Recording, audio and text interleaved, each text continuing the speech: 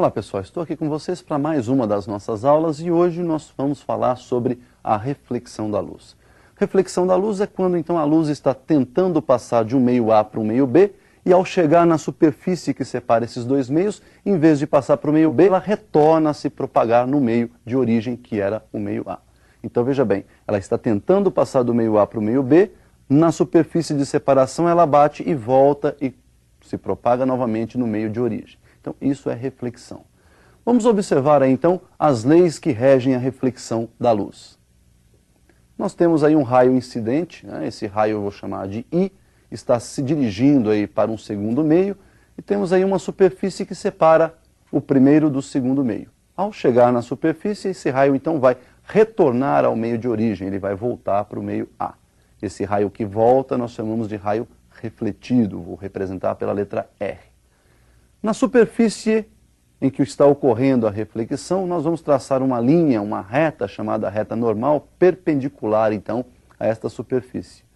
E percebam então que o raio incidente forma com essa reta normal o que nós chamamos de ângulo de incidência. E essa reta normal também forma com o raio refletido aquilo que nós chamamos de ângulo de reflexão. Então nós temos aí dois ângulos, dois raios e uma reta normal. Raio incidente, raio refletido. Ângulo de incidência, ângulo de reflexão e a reta normal. A primeira lei diz que o raio incidente, o raio refletido e a reta normal, ao plano de separação dos meios, são coplanares, ou seja, pertencem a um mesmo plano. Já a segunda lei diz que os ângulos de incidência e de reflexão são exatamente iguais. Para que serve a reflexão no nosso dia a dia? Nós temos dois tipos de reflexão. Uma que proporciona a visão de tudo aquilo que está ao nosso redor, então proporciona a visão dos objetos, e aquela reflexão que te proporciona a visualização de imagens, a formação de imagens. Vamos observar então esses dois tipos de reflexão. Nós temos aí a primeira reflexão que é chamada de especular. Especular vem de espelhos, né? Quando você tem uma superfície totalmente polida, totalmente lisa, sem nenhuma irregularidade, sem nenhuma aspereza, sem nenhuma rugosidade, os raios incidem nessa superfície e voltam, né, para o meio de origem. Mas olha que particularidade ocorre nessa reflexão. Se nós emitirmos para esta superfície alguns raios paralelos, ao tocar a superfície eles também vão refletir paralelos e, obviamente, obedecendo às duas leis que nós vimos anteriormente. Eles incidem com ângulo de incidência I, refletem com ângulo de reflexão R, onde os ângulos de incidência e os ângulos de reflexão são exatamente iguais. E, obviamente, os raios são todos coplanares junto aí às suas retas normais. O segundo tipo é a difusa, que é aquela que proporciona a visão, então, de todos os objetos. Essa difusa ocorre quando a superfície apresenta irregularidades.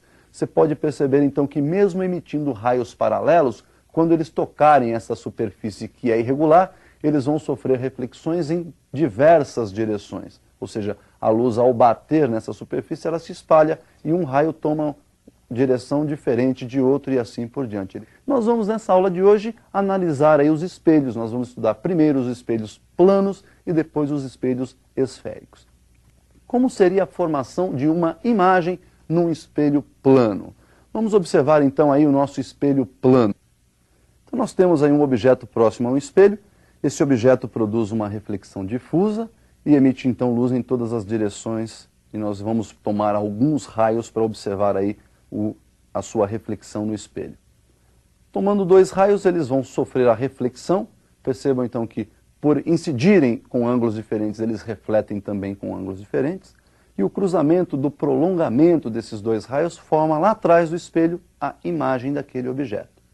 Então, para um espelho plano, nós temos a formação de uma única imagem que está atrás do espelho, à mesma distância do espelho que se encontra o nosso objeto. Portanto, se o objeto se encontra a uma distância x do espelho, a sua imagem está sendo produzida atrás do espelho a uma mesma distância x desse espelho. Observe, então, que o nosso objeto, por estar na frente do espelho, é considerado um objeto real, e esta imagem, por estar atrás do espelho, ela é considerada, então, uma imagem virtual. Ela é formada pela projeção ou pelas projeções dos raios refletidos. Então, o que nós vimos aí foi a formação de uma imagem no espelho plano. Nós podemos fazer algumas observações com relação a esse espelho. Por exemplo, nós podemos transladar o espelho mantendo fixo o objeto.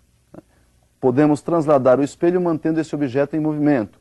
Vamos observar um caso em que o espelho está se transladando e o nosso objeto está fixo numa única posição. Bom, então nós temos aí um objeto situado a uma certa distância y de um espelho plano. Obviamente, então, você está observando que a imagem desse objeto está à mesma distância y, porém atrás do espelho. E nós vamos transladar esse espelho de uma certa distância x. Então, eu vou chegar esse espelho para a direita, distância que ele se desloca é x. E agora nós podemos observar que a nova distância entre objeto e espelho é y mais x. Por sua vez, conforme nós temos um aumento entre distância de objeto e espelho, a imagem também sofre um afastamento. E a nova distância entre imagem e espelho agora também é y mais x. Então veja que a sua nova imagem se deslocou em relação à primeira imagem.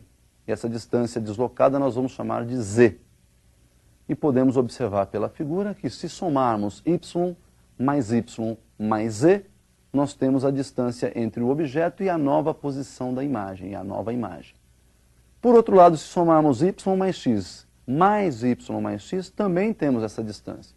Então nós podemos fazer aí uma igualdade, y mais z igual a y mais x mais x.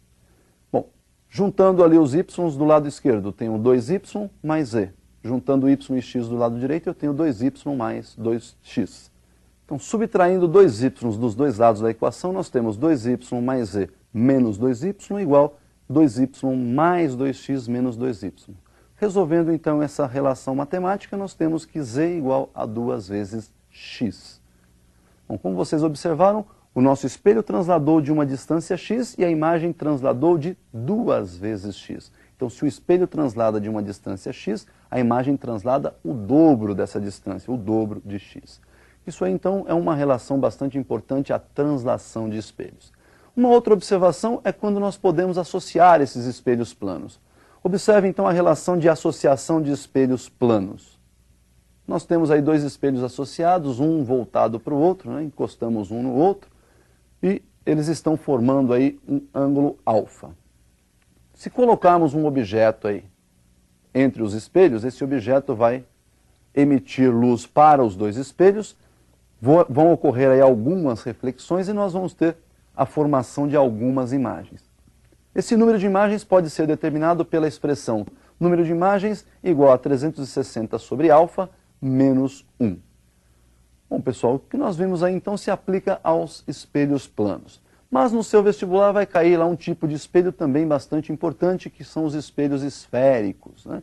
Então nós vamos também analisar os espelhos esféricos. O que seria um espelho esférico? Imagine uma esferinha, onde você vai lá e corta essa esferinha no meio. Essa esferinha é oca, uma das partes você tem lá um polimento interno, você tem uma parte côncava refletindo, e nós vamos chamar isso de espelho côncavo. A outra metade você faz um polimento externo, de modo que a face externa seja uma face refletora especular. Daí então nós vamos ter o chamado espelho convexo.